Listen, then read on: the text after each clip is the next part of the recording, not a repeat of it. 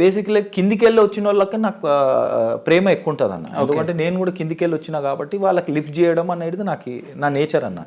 So నేనేం చేస్తానంటే అతను పార్టీకి లాయలు కరెక్ట్ వ్యక్తి, పార్టీ జెండా కాపాడుకొని అతనికి వర్క్ చేసుకుంటే నేను వాళ్ళకి ఎవరికైనా నేను సాయం చేస్తాను. నా నేచరే అంత అన్న.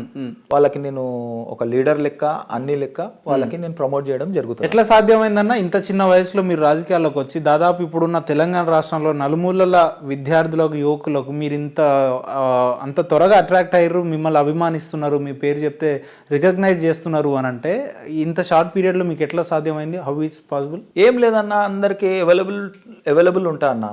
ఏ చిన్న ఫోన్ ఉన్నా లేపుతా, ఏ చిన్న పండగ ఉన్నా పోతా, ఏ చిన్న ఫంక్షన్ ఉన్నా పోతా.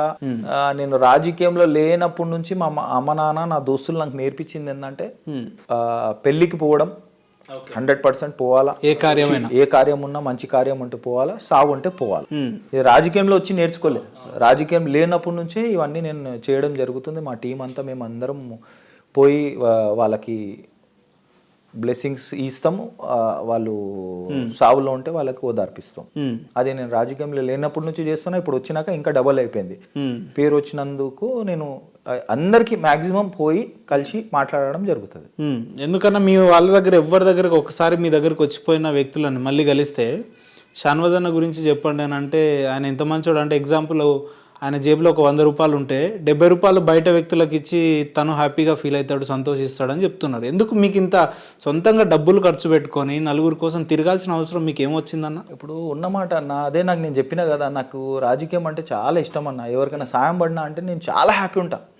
ఎవరికి నేను 1000 రూపాయలు కూడా ఫీజు తక్కువ చెప్పేసి నేను చాలా హ్యాపీ ఉంటా. అదేమో ఏందో నాకు ఒక కిక్ అనేది దొరుకుతూ ఉంటుంది.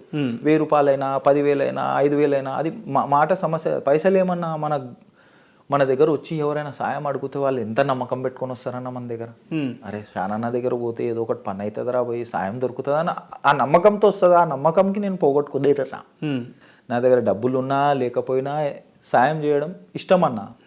నేను హ్యాపీ ఉంటాను దీంట్లో. ఎవరు అది లేదు, స్వార్థం లేదు, నా స్వార్థమే ఏంటంటే నేను హ్యాపీ ఉంటా కాబట్టి.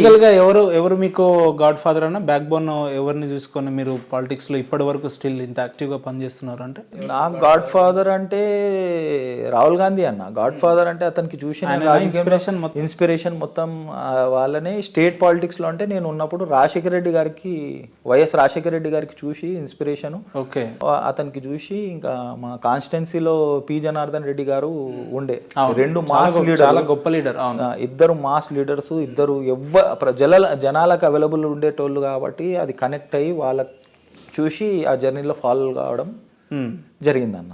వాళ్ళకి చూసి వచ్చిన ఇంకా ఇక్కడంటే మన స్టేట్ పాలిటిక్స్ లో రేవంత్ అన్నకి బట్టిసారి. కానీ షానవాజ్ అన్న బాగుంది, కానీ మీరు ఎన్ఎస్యుఐ అనగానే ఇప్పుడు రాష్ట్రంలో అత్యధికంగా వినిపించే పేరు వెంకట్ బల్మూర్ గారి పేరే వినిపిస్తూ ఉంటుంది. కానీ ఎన్నో సేవా కార్యక్రమాలు చేసి ఎంతో మంది విద్యార్థులకు సేవ చేసిన షానవాజ్ గారి పేరు ఎందుకు ఎలివేట్ కాలేకపోయింది అంతగా అని అంటే ఇప్పుడు మనమైతే కష్టపడుతున్నాం అన్న, కానీ నాకు ఇవన్నీ షో చేయడం ఇష్టం ఉండదు, చెప్పుకోవడం ఇష్టం ఉండదు.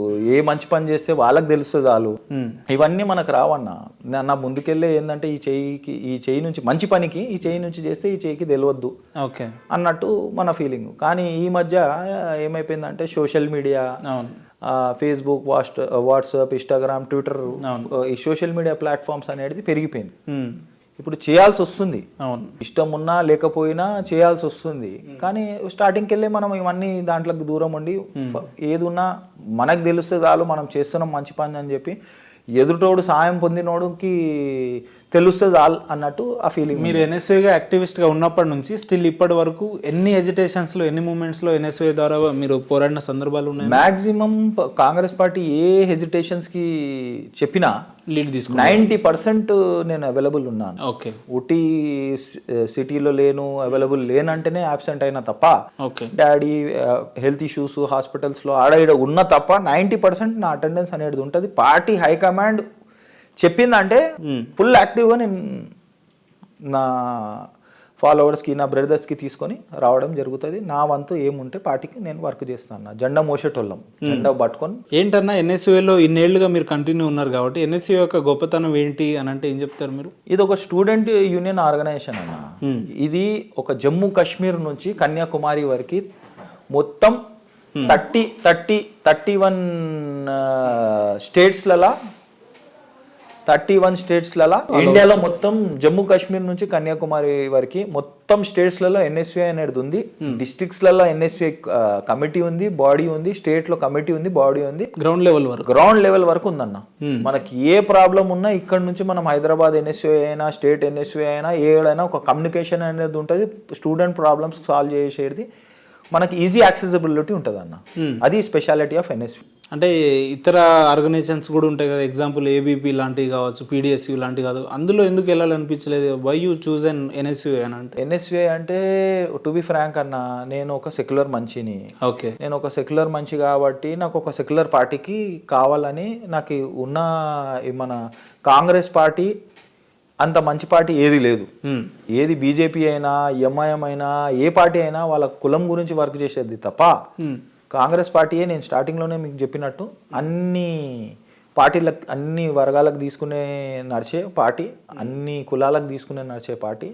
అందుకోసం ఒక సెక్యులర్ మైండ్ సెట్ కాబట్టి, ఒక సెక్యులర్ మనిషిని కాబట్టి నాకు ఒక సెక్యులర్ పార్టీ కావాలని చెప్పి నేను సెలెక్ట్. షాన్వాజ్ అన్న, మీరు నేను క్వశ్చన్లు అడగానే ఆన్సర్లు బాగానే చెప్తున్నారు, బాగానే ఉంది. నేను ప్రజాసేవ కోసం వచ్చిన, ప్రజల కోసం వచ్చిన అని చెప్తున్నారు. కానీ గ్రౌండ్ రియాలిటీలో ఎన్ఎస్యుఐని అడ్డు పెట్టుకొని షాన్వాజ్ గారు ఇప్పటి వరకు 100 కోట్లు సంపాదించిండు, ఆర్థిక పరంగా బాగా లాభపడ్డాడు, సెటిల్మెంట్లు అని చెప్పి దందాలని చెప్పి బాగా చేస్తుంటాడు, ఫైనాన్షియల్గా బాగా స్ట్రాంగ్ అయిపోయాడు అని చెప్తుంటారు. Is it possible? ఇది 100% తప్పన్న. అట్లా చేసేటోన్ని అయితే నేను రాజకీయంలో రాకపోతుంది. నా ఇంటెన్షన్ వేరు, నేను జనాలలో పోవాలా, జనాలలో ప్రాబ్లం వినాలా, సాల్వ్ చేయాలని చెప్పి అదొక కిక్ అంటారా, స్వార్థం అంటారా, ఏమంటారా, ఇప్పుడు వరకు నాకు కూడా అర్థం కాలేదు. నాకు చాలా ఇష్టం అన్న, చిన్న ప్రాబ్లం సాల్వ్ చేసినా కూడా నాకు చాలా ఇష్టం. హ్యాపీగా నేను, దట్ ఈస్ మై లైఫ్.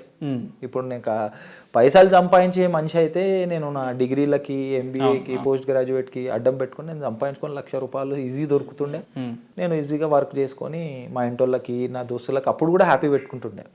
అట్లా కాకుండా నేను ఈ ఫీల్డ్ చూస్ చేసుకున్నా. రైట్ షాన్వాజ్ అన్న, ఇప్పుడు 10 ఏళ్లుగా కేసీఆర్ ప్రభుత్వం మీద పోరాడిన ఎన్ఎస్యుఐ కావచ్చు, యూత్ కాంగ్రెస్ కావచ్చు, ఇప్పుడు పార్టీ అధికారంలోకి వచ్చిన తర్వాత చాలామంది వారి పదవులలో పదవులు సంపాదించుకోవడానికి చాలామంది చాలా రకాలుగా ప్రయత్నిస్తున్నారు. ఎవరికి సంబంధించిన సర్కిల్లో వాళ్ళు తిరుగుతున్నారు.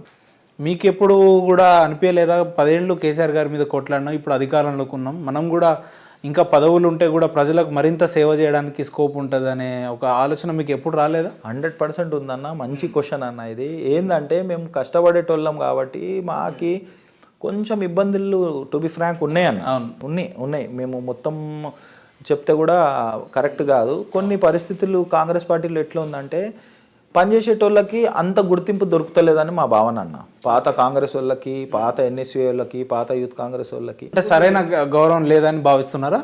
సరైన గౌరవం అని కాదన్న, ఏంటంటే హైకమాండ్ వరకు మా మాట వెళ్తలేదని భావిస్తున్నాం. ఎందుకంటే ఇప్పుడు రేవంత్ అన్న గారు కావండి, బట్టి గారు కావండి, ఇప్పుడు వాళ్ళకి మా మాటలు రీచ్ అయితే లేదు, మా పరిస్థితి అర్థమైతలేదు అని అనుకుంటున్నాం. వాళ్ళకి ఇంట్రెస్ట్ ఉన్నా మధ్యలో పోయి మా గురించి చెప్పేటోళ్ళు లేరు. మాకు కూడా అవకాశాలు తక్కువ దొరుకుతున్నాయి. సెక్యూరిటీ ఇష్యూస్ వల్ల ఒకసారి అపాయింట్మెంట్ తీసుకుంటే వారం వరకు అపాయింట్మెంట్ దొరుకుతలేదు. అట్లాంటి కొన్ని సెవెరల్ ఇష్యూస్ వల్ల కొంచెం ఆ పరిస్థితి అయితే 100% ఉందన్న.